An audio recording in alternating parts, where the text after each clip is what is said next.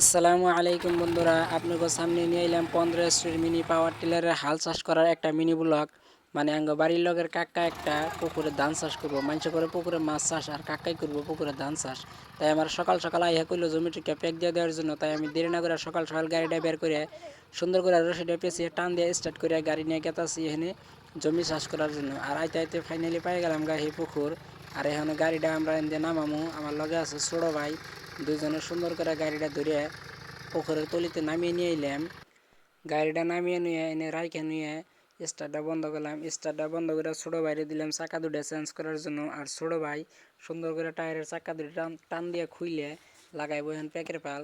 আর সুন্দর করে দুমর দুটো প্যাকের ফাল লাগিয়ে হেল দিল, লাগিয়ে নিয়ে এখানে ছোটো বাইরে দিলাম গাড়িটা ধরবার নিগে। আর আমি স্টার্ট দিমু, ভালো করে রশিটা পেঁচিয়ে টান দিয়ে স্টার্ট ধরে হেল দিলাম। আর স্টার্ট দিয়ে এখানে প্যাক দিব, আইলটা পার করে নিয়ে প্যাক দেওয়া আরম্ভ করলাম। আর আপনারা দেখতে থাকেন প্যাক দেওয়া কীরকম হয়। মানে আগের দিন আমি জমিটিকে চাষ করছিলাম আর আজকে হলো প্যাক দিব। আর প্যাক দেওয়া আপনাকে আঞ্চলিক ভাষায় কী বলে কমেন্ট করে জানাবেন।